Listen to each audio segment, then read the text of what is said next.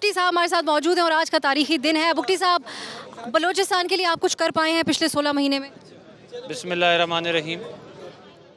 जहाँ तक बलूचिस्तान की बात है, काफ़ी कॉम्प्लेक्स इश्यूज़ थे।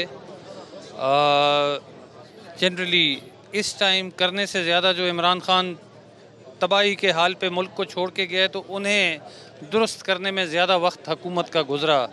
और जहाँ तक करने की बात है तो ज़्यादा इसमें गुज़रा, और शुक्र अल्हम्दुलिल्लाह अब चीज़ें पहले जिस तरह डिफ़ॉल्ट की तरफ जा रही थी उससे निकल गए हैं।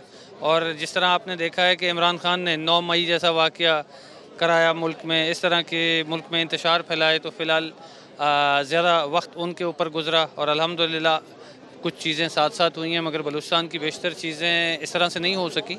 इंशाल्लाह आफ्टर इलेक्शन जो भी गवर्नमेंट आएगी, उम्मीद रखते हैं कि वो उसे मुकम्मल करेंगे। इलेक्शन होगा भी या नहीं, ये लोगों के जहन में सवाल उठे, ये कंसर्न है आपके लिए भी? गुजारिश ये है कि आपको याद होगा इमरान खान ने वफाकी हुकूमत को धमकाया था कि जी हम पंजाब और केपी की हुकूमत तोड़ेंगे तो आप ये भी तोड़ें। तो बाय वन गेट वन तो है नहीं कि केपी और पंजाब के साथ सिंध और बलूचिस्तान चला जाए और वफाक चला जाए, तो लिहाजा उनके प्रेशर में नहीं आए, आइनी मुद्दत पूरी की। और हम जाहिर है कि इंटरम सेटअप आएगा।